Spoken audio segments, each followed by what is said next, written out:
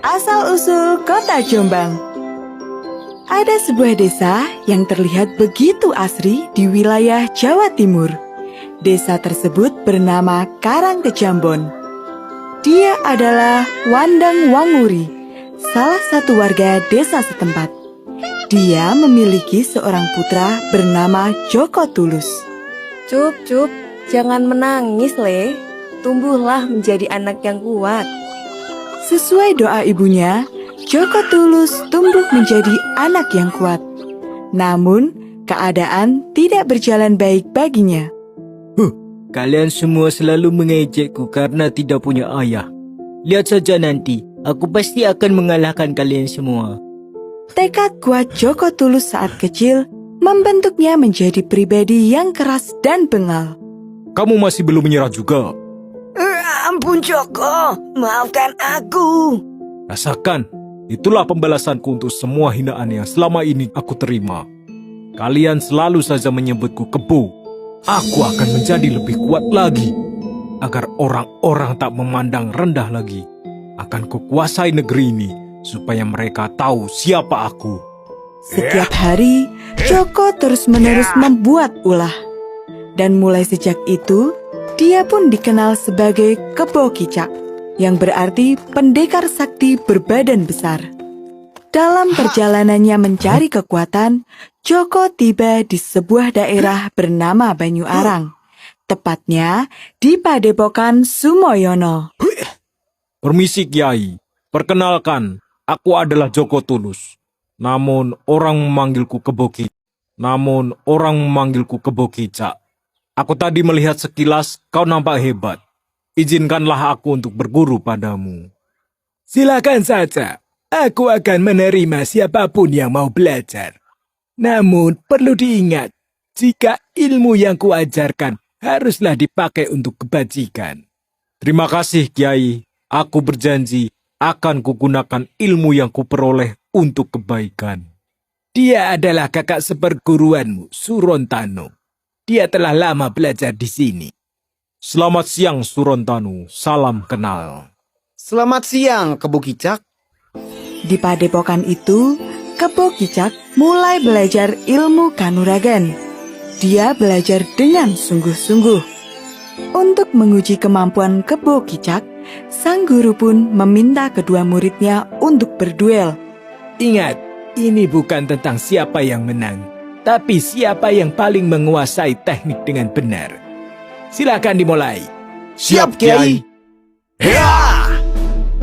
Pertempuran keduanya berlangsung seru. Kedua-duanya sama-sama kuat. Walaupun Surontano telah berguru terlebih dahulu kepada Kiai, namun Kebo Kicak berhasil mengimbanginya. Baiklah, cukup. Kalian sama-sama hebat. Ingat kembali pesanku untuk memakai ilmu ini untuk kebijakan. Surontano, kuberikan kau sesuatu. Perlakukanlah ia dengan baik. Dia adalah Terancak Kencono, banteng kesayanganku. Terima kasih, Kiai. Akan kujaga baik-baik pemberianmu ini. Kiai, Surontano, sekalian saja, aku mohon pamit. Aku telah memperoleh banyak ilmu dari sini. Terima kasih banyak. Aku tidak akan melupakan jasa yang Kiai telah berikan. Aku ingin melanjutkan perjalananku mencari ayahanda. Baiklah, Kebo Kicak. Hati-hatilah selama perjalanan. Semoga kau mendapatkan apa yang kau inginkan. Setelah mendapat restu, Kebo Kicak pergi meninggalkan padepokan.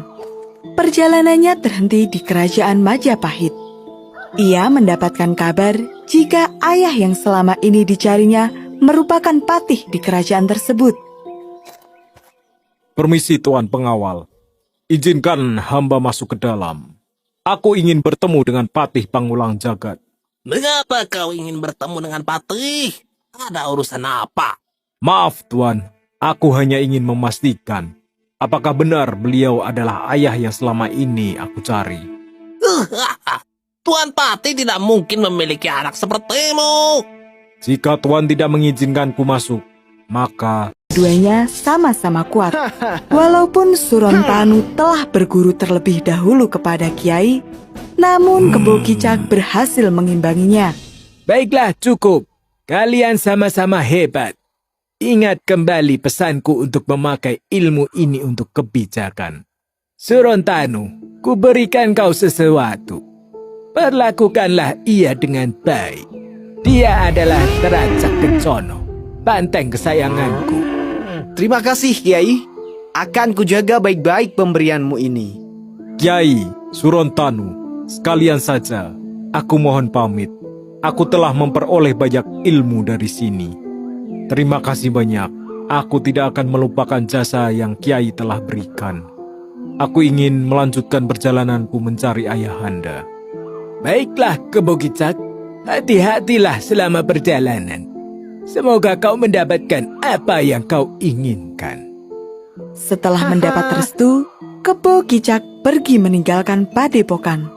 Perjalanannya terhenti di kerajaan Majapahit. Ia mendapatkan kabar jika ayah yang selama ini dicarinya merupakan patih di kerajaan tersebut. Permisi Tuan Pengawal, izinkan hamba masuk ke dalam. Aku ingin bertemu dengan Patih Pangulang Jagat. Mengapa kau ingin bertemu dengan Patih? Ada urusan apa?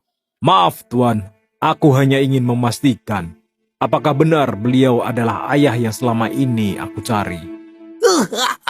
Tuan Patih tidak mungkin memiliki anak sepertimu. Jika Tuan tidak mengizinkanku masuk, maka terpaksa aku akan menggunakan kekerasan. Sungguh besar sekali nyalimu. Kalahkan dulu kami berdua, baru kau bisa menemui sang Patih. Baiklah, kalau itu yang Tuan mau. Pertarungan antara Kebo Kicak dan pengawal kerajaan Majapahit pun terjadi. Hasilnya, Kebo Kicak dengan mudah mengalahkan kedua pengawal tersebut. Mendengar keributan yang terjadi, Patih pun keluar istana. Ada ribut-ribut apa ini? Siapa kau? Patih Pangulang, bukan maksud hamba untuk membuat keributan. Perkenalkanlah, nama hamba adalah Joko Tulus. Namun, orang-orang menyebutku dengan Kebo Kicak. Lalu, apa maksud kedatanganmu kemari? Berani sekali kamu membuat keributan di istana. Apakah itu ajaran yang diberikan oleh orang tuamu? Nama ibu hamba mungkin tidak asing bagimu, Tuan. Nama ibu hamba adalah Wandan Warungwuri. Maksud hamba kemari adalah tak lain untuk menemui ayah hamba, yaitu Anda, Tuan Patih. Kau mengaku aku sebagai anakku. Untuk membuktikan, pergilah kau ke Sungai Berantas. Kalahkan Bajul Ijo, karena ia telah meresahkan negeri ini. Bawalah batu hitam yang dijaga olehnya sebagai bukti kau telah mengalahkannya. Jika kau benar anakku, kamu pasti bisa dengan mudah melakukan tugas itu. Maka, berangkatlah Kebo Kicak menuju Sungai Berantas, tempat si Bajul Ijo tinggal. Di tengah-tengah sungai yang berarus besar, Kebo Kicak dan Bajul Ijo saling berhadapan. Kedatanganku kemari adalah untuk mengalahkanmu, Bajul Ijo. Kau telah meresahkan negeri ini. Seenaknya saja kau bicara. Kau belum tahu berhadapan dengan siapa. Pertarungan keduanya pun terjadi. Serangan demi serangan dikeluarkan. Keduanya mampu bertahan hingga lama. Namun akhirnya, Bajul Ijo pun kelelahan dan terhempas ke tanah. Dia sudah kukalahkan. Saatnya mencari batu hitam. Di mana dia menyembunyikannya? Dia pun mulai mencari. Hanya ini satu-satunya batu berwarna hitam. Apakah ini yang dimaksud dengan batu hitam itu? Batu besar hitam yang dijaga oleh Bajul Ijo pun berhasil dibawa oleh Kebo Kicak. Ternyata kamu berhasil menyelesaikan tugas yang kuberikan. Kamu pantas menjadi anakku. Aku mengakuimu. Mencari. Hanya ini satu-satunya batu berwarna hitam. Apakah ini yang dimaksud dengan batu hitam itu? Batu besar hitam yang dijaga oleh Bajul Ijo pun berhasil dibawa oleh Kebo Kicak. Ternyata kamu berhasil menyelesaikan tugas yang kuberikan. Kamu pantas menjadi anakku. Aku mengakuimu. Terima kasih Tuan Patih, Ayahanda. Atas jasanya mengalahkan Bajul Ijo, Kebo Kicak mendapat kehormatan untuk memimpin kerajaan Majapahit di wilayah barat. Sangat dekat dengan padepokan tempat ia berlatih dulu. Dan saat ini, wilayah tersebut sedang terjangkit wabah penyakit. Wabah itu telah berlangsung lama. Tak ada obat yang bisa menghentikannya. Tuan, wabah ini disebabkan oleh banteng Teracak Kencono. Namun, banteng tersebut terlalu kuat. Tidak ada yang bisa mengalahkannya. Apakah kamu yakin itu penyebabnya? Iya, Tuan. Hamba yakin. Tuan sangat sakti. Tuan harus mengalahkannya. Jika tidak, maka desa kita akan hancur. Kebo Kicak pun pergi menemui Surontanu, sang pemilik kerbau Teracak Kencono. Kebo Kicak berharap kakak seperguruannya itu mau membantunya. Wahai Surontanu, lama tak bersua. Kebo Kicak, kau kini telah menjadi raja kecil rupanya. Ada keperluan apa sehingga kau datang ke sini? Surontanu, maksud kedatanganku kemari adalah untuk meminta tolong agar kau mau menyerahkan bantengmu ini. Dia adalah penyebab wabah yang... Surontanu, maksud kedatanganku kemari adalah untuk meminta tolong agar kau mau menyerahkan bantengmu ini. Dia adalah penyebab wabah yang saat ini melanda seluruh desa. Banteng ini tentu saja tidak bisa kuserahkan. Ini merupakan warisan dari guru kita. Tidakkah kau ingat? Beliau sudah mewasiatkan ini padaku. Ya, aku tahu. Tapi ini untuk kepentingan negeri ini. Aku harus membawa banteng itu. Tidak, aku sudah berjanji pada guru untuk menjaganya baik-baik. Kau sungguh keras kepala, Surontanu. Apakah kau tidak melihat kekacauan yang terjadi di desa? Jika ini terus berlanjut, maka akan menyebar ke seluruh negeri. Kau hanya perlu mencari obatnya saja.